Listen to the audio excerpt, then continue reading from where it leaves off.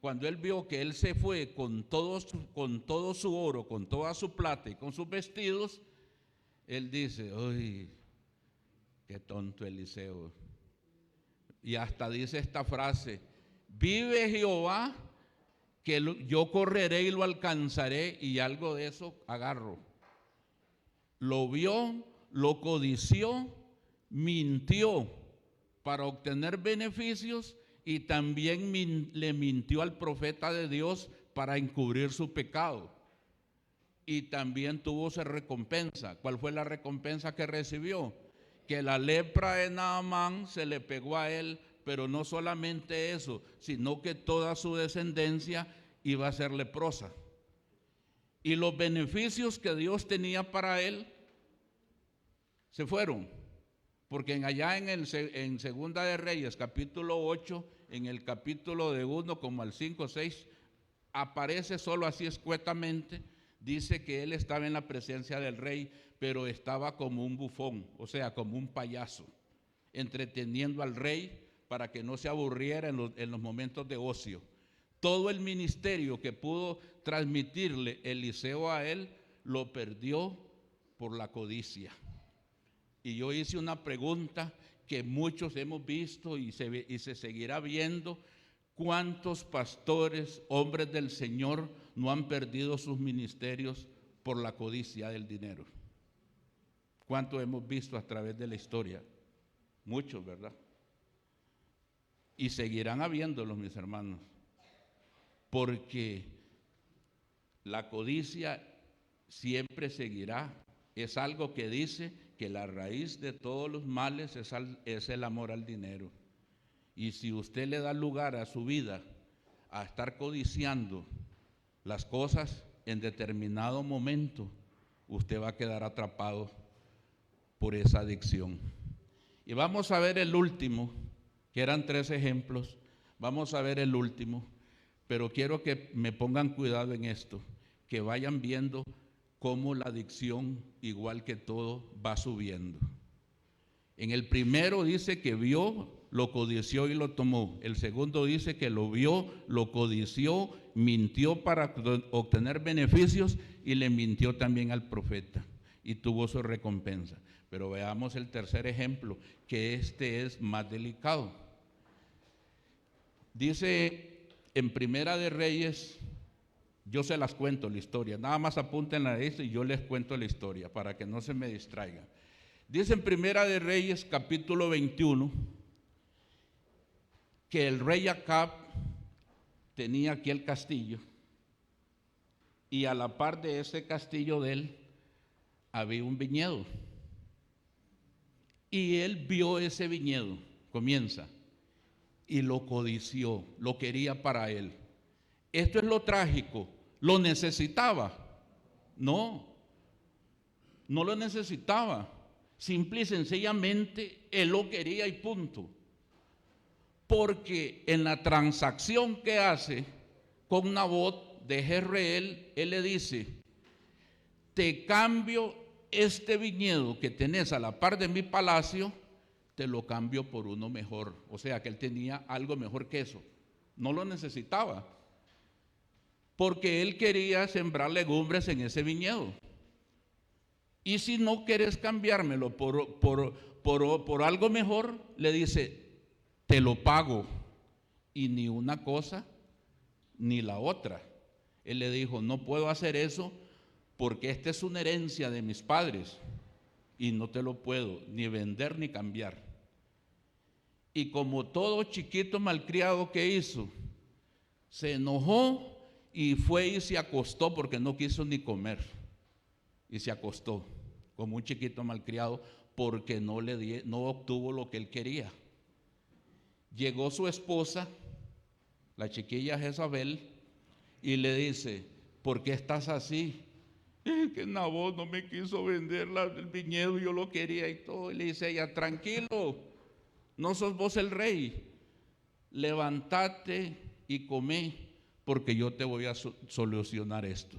Vea cómo va subiendo, escalando la avaricia para obtener lo que uno desea, no importa lo que hagamos. Vea la astucia. Es que solo las mujeres pueden tener esa iniciativa, esa habilidad. ¿Qué dijo ella? Escribió cartas a la ciudad donde era él y lo hizo espiritual, porque ¿sabe qué hizo? Hagan ayuno. Lo hizo espiritual. Ayunen. Les dice, hagan ayuno. Les escribe a los principales y a los ancianos de Jezreel y le dice, hagan ayuno y pongan a Nabot enfrente de ustedes. Porque, y escojan, le dice, escojan 2 testigos, pero que sean malos, que sean gente sin escrúpulos. Sofía, léame por favor Proverbios 6, versículo 19. Por eso es que el Señor aborrece este tipo de personas. ¿Qué dice Proverbios 6, versículo 19?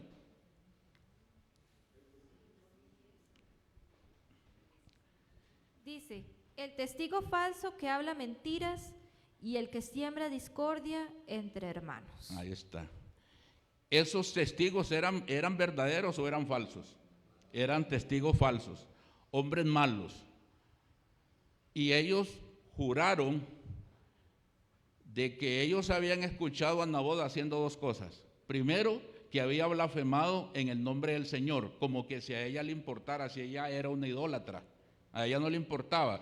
Pero vea cómo va toda la trama, que para que vieran que ella era espiritual, que ella incluso todas las mañanas se sentaban a almorzar y a tomar cafecito y todo con ella. En el palacio se sentaban 450 profetas de Baal, y ahí estaba apelando a que ella había escuchado que Nabot estaba blasfemando en contra de Jehová, de Jehová el de los ejércitos. Vea hasta dónde llega para obtener algo que no lo necesitaban.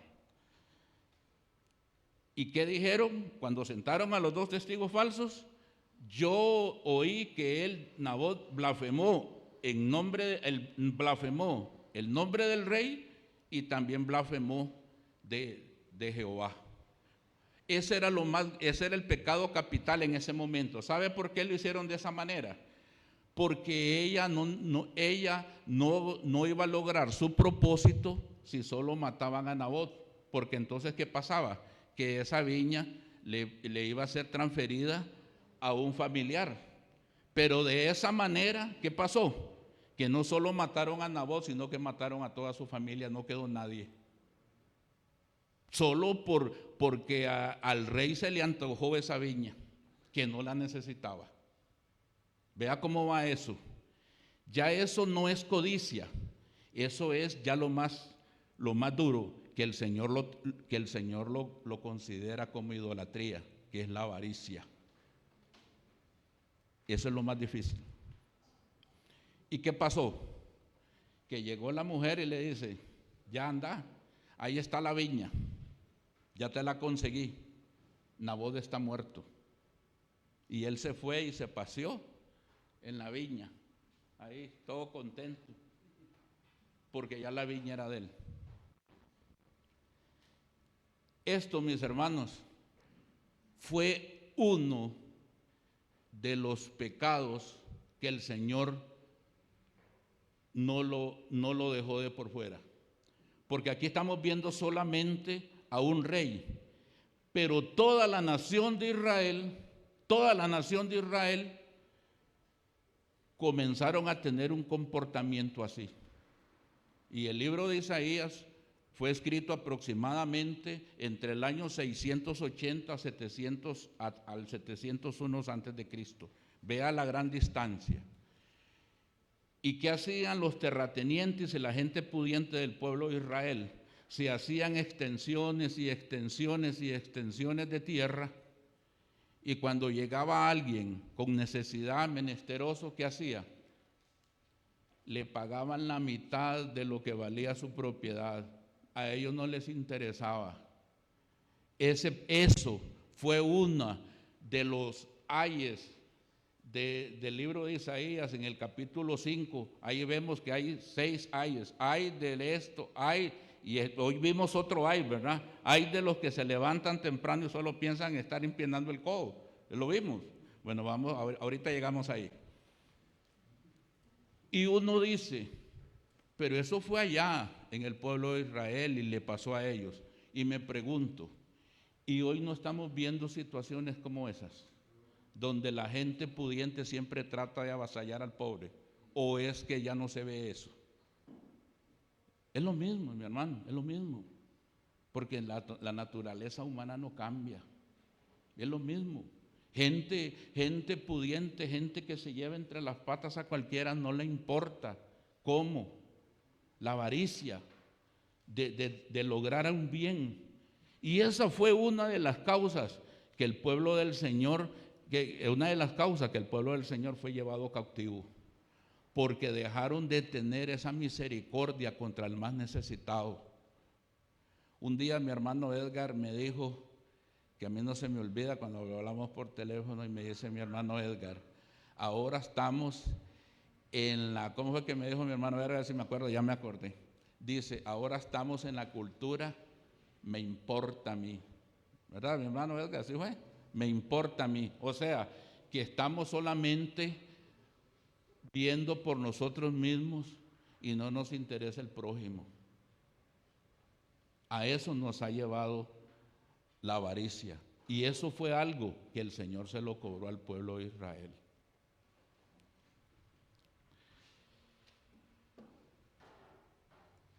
Hemos visto muchas situaciones de adicciones y cosas que a nosotros nos derrotan, porque en las fuerzas de nosotros no podemos hacer nada. Nuestra fuerza tiene que estar cimentada en el Señor Jesús para nosotros poder salir adelante, mis hermanos. Y hoy quiero hablarles de una adicción que prácticamente acá en Costa Rica y en muchos países del mundo se tiene como cultura, que es la cultura del guaro, la cultura del alcoholismo. Hace muchos años, cuando yo estaba pues adolescente y todo, era más diferente. Ahora los muchachos de ahora dicen, porque cuando yo estuve preparando yo a muchos jovencillos hasta de escuela les pregunté, dice que la primera experiencia que ellos han tenido con el licor fue a los 11 años, imagínense, a los 11 años. Yo a los 11 años andaba jugando, yo que me acuerdo de los 11 años no. Y yo quiero hablarles hoy qué dice la palabra del Señor sobre eso. Y vayamos, pero antes de entrar a este pasaje, voy a contarles una historia real. Los papás se cansaron de hablarle a dos hermanos. Primero se llamaba, porque no está, se llamaba Silvio y el otro Ramón, uno de 20 años y el otro de 18. Y se vistieron porque iban para un pachangón, para un reventón, le dicen en México, porque esta historia es real y pasó en México. Y pasaron por 3 compañeritos que se fueron en la parte de atrás. Esto ocurrió en la carretera de Cuernavaca. Y los papás se cansaron de hablarle a sus 2 hijos mayores que iban adelante, el de 20 y el de 18. Y en una curva se quedaron sin frenos y pegaron contra un camión en la parte de atrás y ahí murieron los 5, empezando a vivir nomás. Y cuando presentaron a los señores, la señora desgarrada y todo, y ella dijo, nos cansamos de decirles a ellos que se alejaran de los vicios. Y al muchacho que iba manejando le encontraron cigarros de marihuana en la bolsa de la jacket, y a los otros muchachillos cervezas en lata y todo.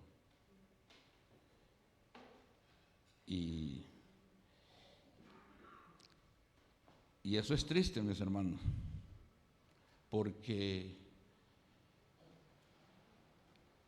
el enemigo trata de tantos jóvenes que hay hoy, trata de robarles sus sueños, de robarles un futuro, de forjarse académicamente. Y todo empieza con una probadita, con una jaladita, con una miradita. Porque ahora vamos a ver, por algo es en el libro de Proverbios dice que el licor es como una serpiente, que es como el veneno que entra suavemente por el torrente sanguíneo y usted ni lo siente. Y usted ni lo siente, pero todo se da con el primer traguito, el primer cigarrito y la primera miradita. Probarlo, que eso no es malo, pero el enemigo siempre, la tarifa de él es bien alta, porque él no ha cambiado. La palabra del Señor dice que él vino para 3 cosas, para hurtar y matar y destruir. Él no ha cambiado. La misma táctica es siempre igual. Somos nosotros los que tenemos que decir que no a la probadita, al traguito, a la miradita. Somos nosotros los que tenemos que hacerlo. Muy bien.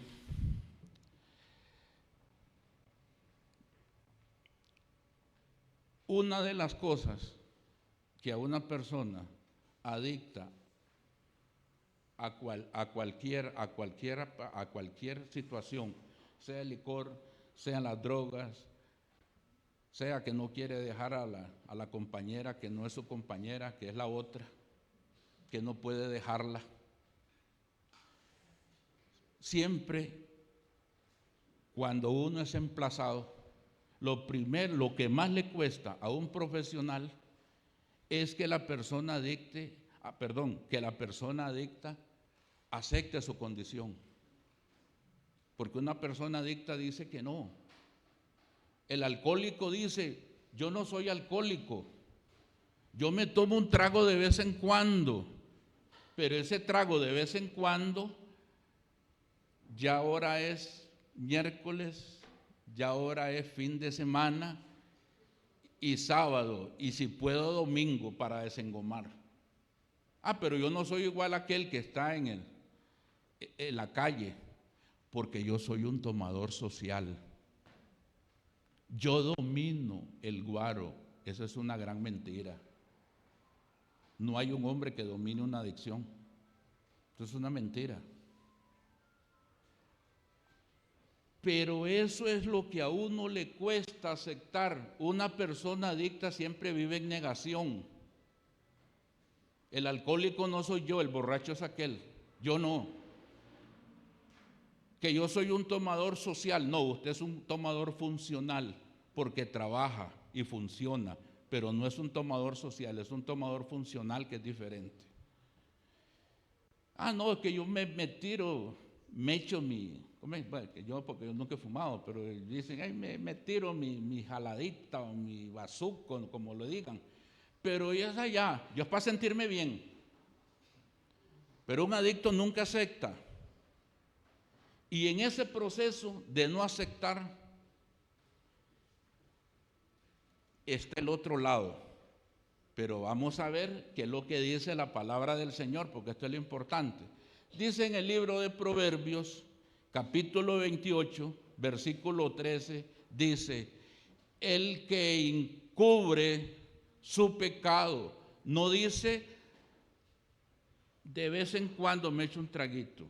No, ahí dice el que encubre sus pecados. ¿Qué dice? ¿No qué? No prosperará. Vamos a pararnos ahí. Encubrir un pecado es taparlo. Taparlo. Un adicto nunca va a aceptar que valga la redundancia, que tiene un mal. No, él dice, no, él lo tapa. El alcohólico tapa que toma. El que ve pornografía lo tapa también. Pero la Biblia ahí es clara, que dice que el que lo encubre no prosperará. ¿Lo encubren cuándo? En el momento presente. Y no prosperará, hay una línea de tiempo. Porque usted, pasan los años y usted sigue siendo el mismo. ¿Vamos entendiendo? El que encubre su pecado en el presente, pasan 10, 15 años y usted sigue siendo la misma persona, usted no avanza. Porque ese pecado oculto usted no lo deja avanzar. Y hay dos aristas ahí, mis hermanos. La persona adicta lo encubre porque le conviene. Pero está este lado, que es el más delicado, que es el lado de la familia.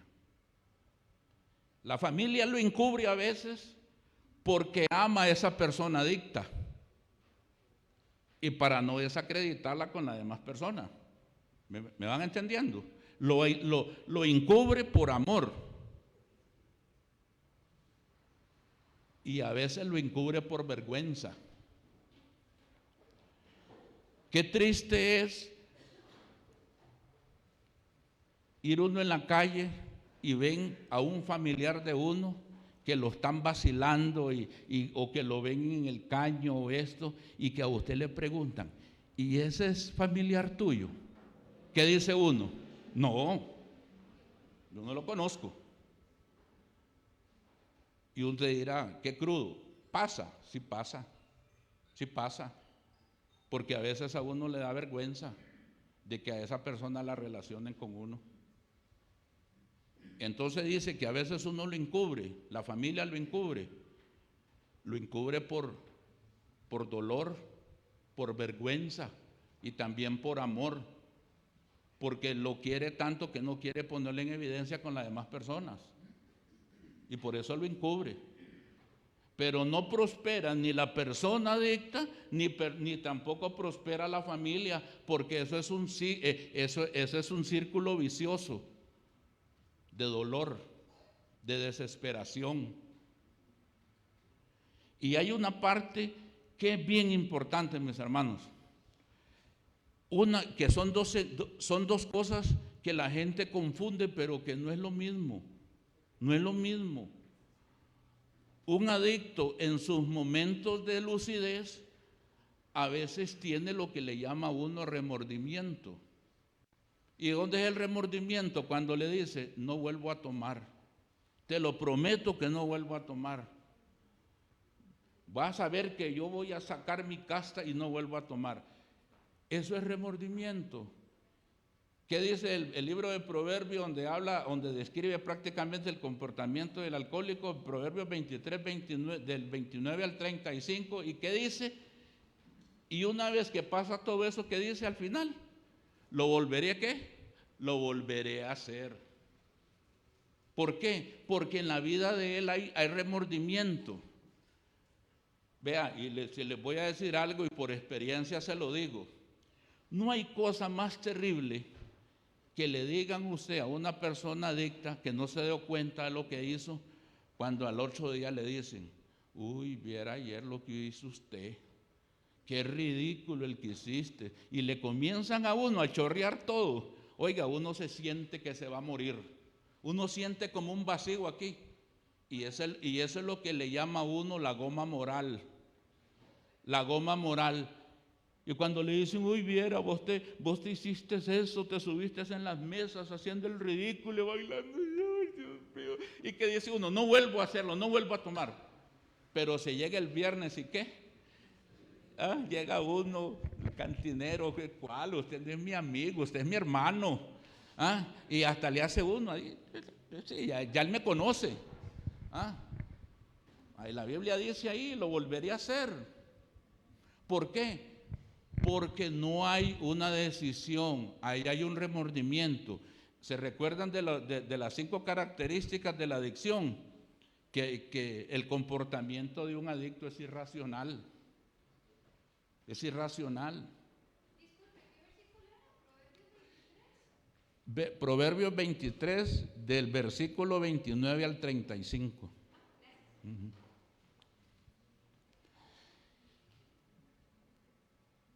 Y vea en ese lapso, ¿y cuántos años cree ustedes que pasan en ese lapso de que la persona no acepta que tiene una condición y que necesita ayuda? Pasa mucho tiempo, mis hermanos. Y sabe que la familia se va deteriorando. Mujeres que son mujeres guerreras, mujeres que le ayudan a su compañero, le ayudan y le meten el hombro a trabajar, a edificar un negocio. Y después el esfuerzo de la esposa, de los hijos, de edificar un negocio, el fin de semana lo comienza a tirar de a poquito. ¿Cómo cree usted que se siente la familia? Desilusionada, desmotivada, herida, de ver de que el esfuerzo de familia para edificar un negocio, él lo tira como nada un fin de semana. Por eso es que la adicción es irracional. Y por eso es que dice, ahora vamos a ver cómo la Biblia habla sobre eso. Pero vayamos a la segunda parte. Dice Proverbios 28:13, que dice que el que encubre su pecado no prosperará. Pero viene la otra parte, dice, mas el que lo confiesa y se aparta, ¿qué dice? Bueno, ahí hay 2 condiciones. Confesar, ¿qué es confesar? Reconocer mi condición, reconocer de que yo soy una persona adicta y que necesito ayuda. Reconocer que yo solo no puedo salir de esta condición. Ahí estoy reconociendo. Pero también hay algo muy importante, que es apartarse. Apartarse es lo que en hebreo se llama, que es diferente a la primera palabra. Apartarse es arrepentimiento. Y el arrepentimiento en el hebreo significa cambiar de dirección, cambiar mi manera de vivir, incluso cambiar mis amistades y los lugares que a mí me inciten a caer en la adicción. ¿Quién me quiere leer? No, para que no se me distraigan mucho, yo leo para ustedes. Primera de Corintios capítulo 15, versículo 33 dice, no erréis, porque las malas compañías corrompen las buenas costumbres. Una de las condiciones que en Alcohólicos Anónimos o los que están batallando le hacen esa sugerencia: usted tiene que cambiar de ambiente, tiene que cambiar de lugares de reunión y por sobre todo tiene que cambiar de compañeros de pachanga o de los que fumaba. Esas amistades a usted no le sirven porque siempre le van a incitar a que usted vuelva a caer. Y la Biblia me dice, no erréis. En otras versiones dicen, no se equivoquen. Las malas compañías corrompen las buenas costumbres. Si usted si usted no fuma y si usted se junta con carajos que fuman, al final, ¿qué va a terminar haciendo usted? Fumando.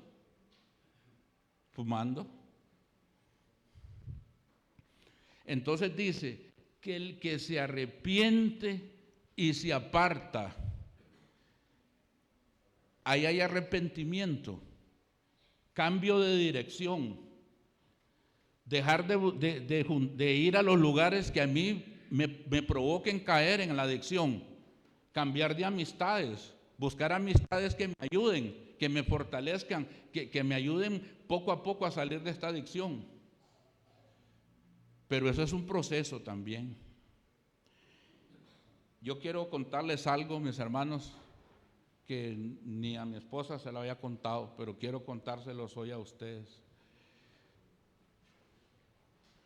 Cuando yo saqué el bachillerato, yo lo saqué en el San Luis Gonzaga, pero en el colegio nocturno, porque yo tenía que trabajar y estudiar.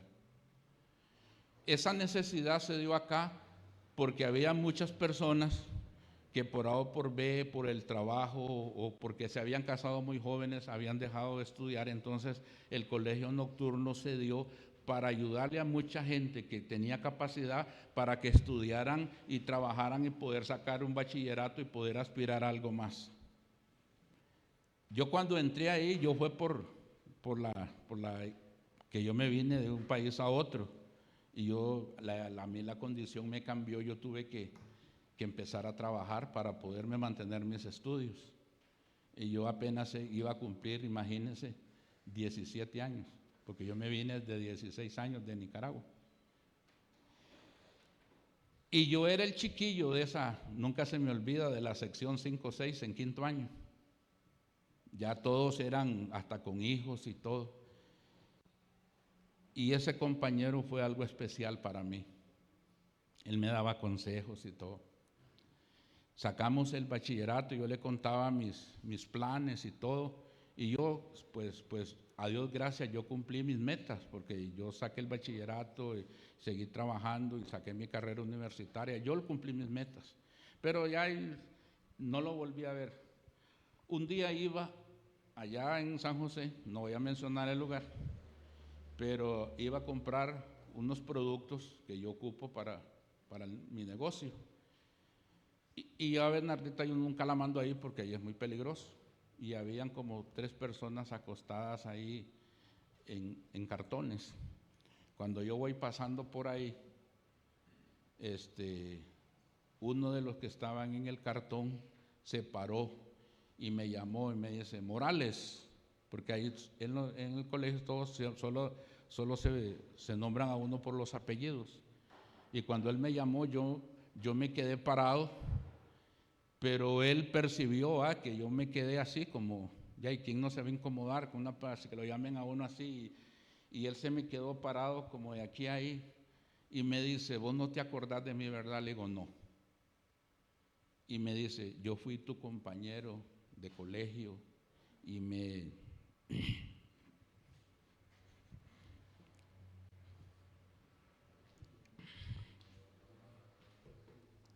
disculpen, me dice, yo fui tu compañero de colegio y a mí no me importó. Yo llegué y lo abracé. Él me dijo, ¿no te da vergüenza abrazarme así? Le digo, no. Yo me acordé del compañero de colegio, disculpe.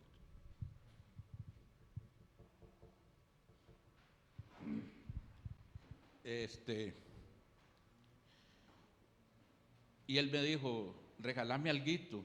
Y yo le regalé plata. Gracias, mi hermano. Disculpen, mis hermanos, pero que. Y él me dice, qué bien te veo. Seguí así por ese camino, porque yo no lo logré.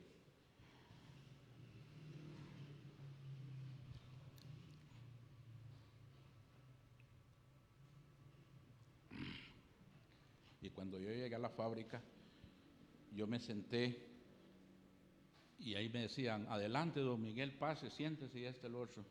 Porque como dicen allá en mi país, a como te ven te tratan. Y yo me senté ahí, mis hermanos, y yo me puse a llorar.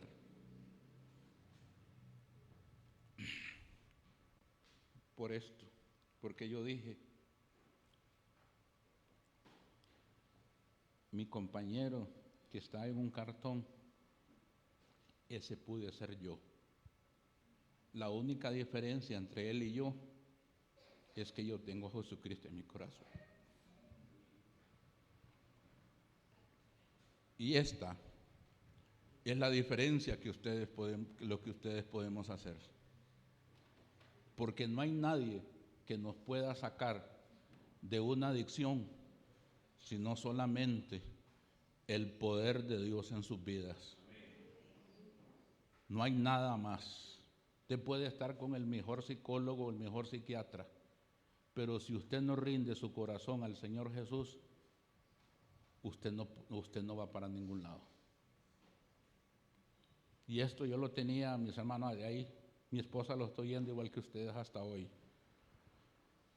Pero cada vez que yo me levanto, yo no me olvido de dónde me sacó el Señor. Y a veces uno se ve y ve el montón de a veces de bancas vacías. ¿Y sabe qué son esas bancas vacías, mis hermanos? Gente que fue ayudada por el Señor, gente que fue sanada por el Señor, familias que fueron restituidas por el Señor, pero cuando ya obtuvieron el beneficio del Señor, simple y sencillamente se fueron. Por eso el salmista David, en el Salmo 103, hablándole él a su propia alma, le dice: bendice, alma mía, Jehová, y no te olvides de ninguno de sus beneficios. Bendice, alma mía, Jehová, dice, porque Él es el que sana todas tus dolencias, el que perdona todas tus iniquidades. Y hay una parte ahí que digo yo: Señor, esto es para mí. Él dice: yo soy el que rescato del hoyo tu vida. Yo no sé, mis hermanos, de dónde lo sacó el Señor a ustedes y de dónde lo sacó, pero sí les doy un consejo: nunca se olviden de dónde lo sacó el Señor. Nunca se olviden de eso, porque mientras ustedes nunca se olviden de dónde lo sacó el Señor, ustedes van a tener la fortaleza para seguir adelante. Amén. Sigamos.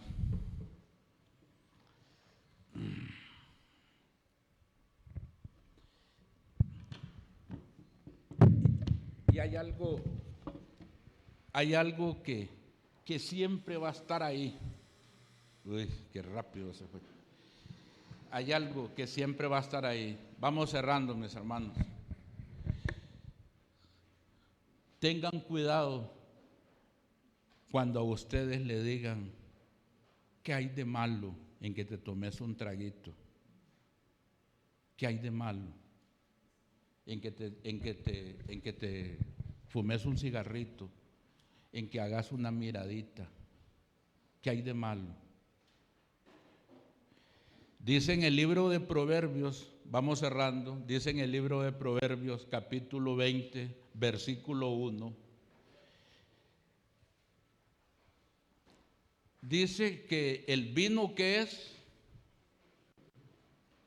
Proverbios 21, ¿qué dice?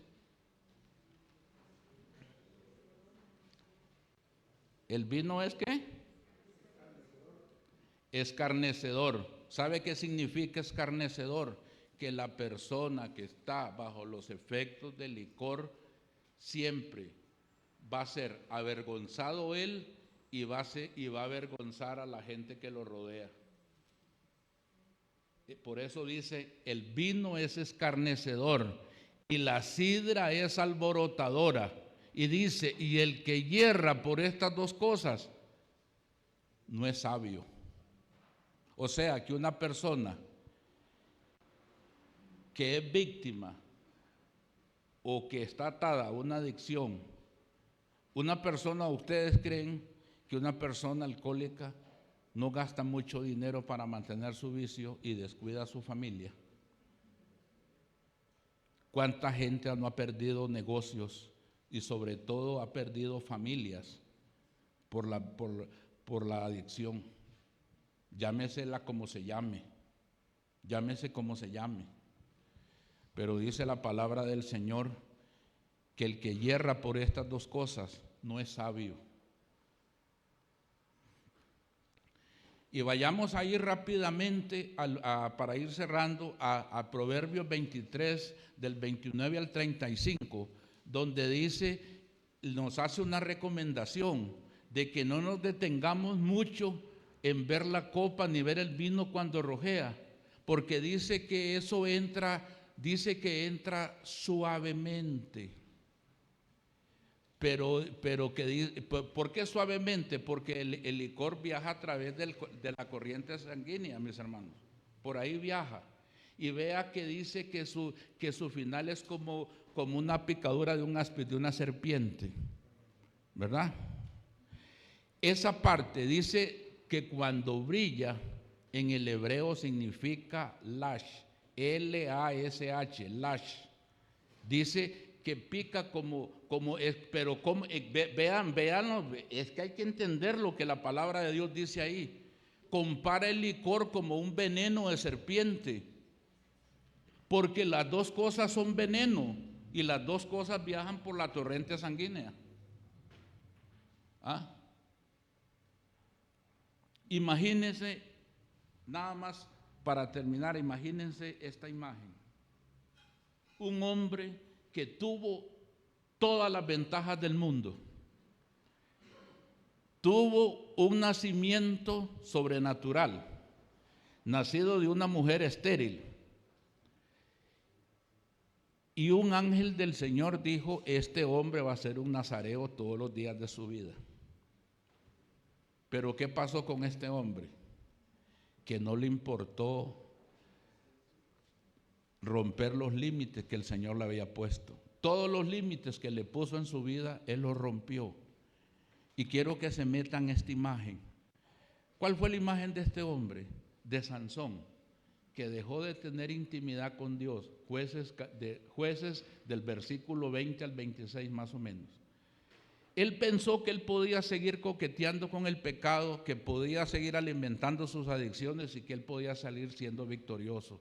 Pero lo más trágico que dice ahí es que él no se había dado cuenta que ya Dios no estaba con él. ¿Cómo podemos nosotros perder la percepción de que ya no tenemos, que ya la presencia del Señor no está? Simple y sencillamente cuando nos dejamos de tener intimidad con Él. Y yo les digo esto algo para que nunca se les olvide, si quieren apunten su Biblia. Si ustedes sacan tiempo para pensar en Dios, Él va a sacar tiempo para pensar en ustedes. Apúntenle en su Biblia, que cuando la abran digan usted: mira, esto lo escuché tal año. Si yo saco tiempo para pensar en Dios, Él va a sacar tiempo para pensar en ustedes. Porque olvidarse de Dios no es dejar de venir a la iglesia, es olvidarse de Él. ¿Y cuál fue la imagen de Sansón? ¿Qué fue lo primero que hicieron cuando lo apresaron? Le sacaron los ojos, le pusieron cadenas y lo pusieron a dar vueltas en un molino. Le robaron la visión, le robaron su libertad y le robaron el propósito. Cuando nosotros caemos víctima de una adicción, nos quita la visión porque ya no nos interesan las cosas de Dios. Nos quedamos encadenados porque dejamos la libertad que produce la presencia del Señor en nuestras vidas y nos hacemos esclavos del pecado voluntariamente. ¿Y por qué y qué significa que lo ataron a la rueda de un molino? Porque ya no tenía rumbo fijo. Y no es eso lo que dice, ya terminando, Proverbios 23, 29, 35, que dice que una persona alcohólica es como estar en medio del mar, en medio de un mastelero. ¿Para dónde coge uno? Si está en medio del mar, ¿para dónde coge usted? A ningún lado. Es lo mismo que le pasó a él. Y lo último que le pasó, y es lo más difícil, aquel otrora juez de Israel, aquel que hacía temblar a los filisteos, a lo último, ¿de qué sirvió? Traigan a Sansón, ¿para qué? Para que nos divierta. Mira, ese no era el que predicaba metámonos nosotros, ese no era el que predicaba en la PIBC, miralo, y hasta llaman a otro, mira, ese era el que predicaba, el que enseñaba en la PIBC. ¿De qué sirve uno? De burla. Y les voy a decir algo y espero que no se me enojen. Usted sabe que nosotros somos parte de un ejército, ¿verdad? Somos parte del ejército de Dios y nosotros somos los únicos que al que está medio muerto lo terminamos de matar. Porque somos sin compasión con la persona caída. Si está guindando, lo empujamos. Espero que no se me enojen, pero eso es cierto. Mis hermanos, si pude haber, porque se me quedaron ciertas cosillas ahí, pero ya quiero dejarlo acá porque pues es un excelente auditorio ustedes, pero antes de terminar quiero decirles algo, mis hermanos.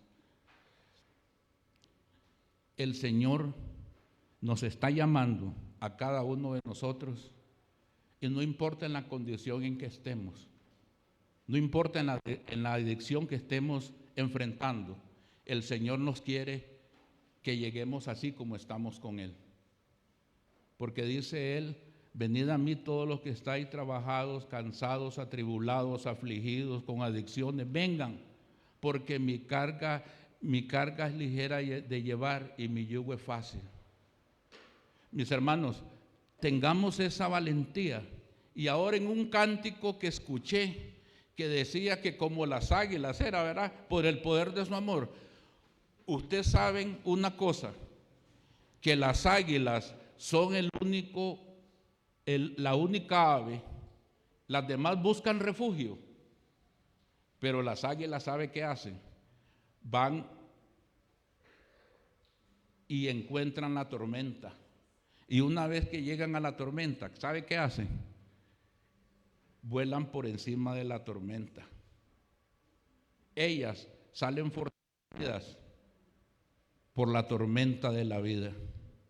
Quiera Dios, mis hermanos, que nosotros en esta mañana, con todo lo que yo me preparé y se los expuse, haya llegado a la fibra de su corazón, y que tengan la valentía de decir: hasta aquí llegó esto que a mí me tenía dominado. Yo quiero experimentar el gozo, quiero experimentar la libertad, que solamente, como dice en el libro de los Corintios, solamente cuando el Espíritu del Señor realmente los libertare, entonces realmente nosotros vamos a experimentar la libertad en el Señor. Cada uno de nosotros sabemos qué es lo que nos ha estado venciendo por años, pero creo que en esta mañana cada uno pueden tener la fortaleza de decirle al Señor: Señor, quiero escuchar esa voz que dijiste en el lago de Genezaret. Yo quiero que me pases al otro lado, del lado de la adicción al lado de mi libertad. Muchas gracias, mis hermanos, y que el Señor me los bendiga muy ricamente.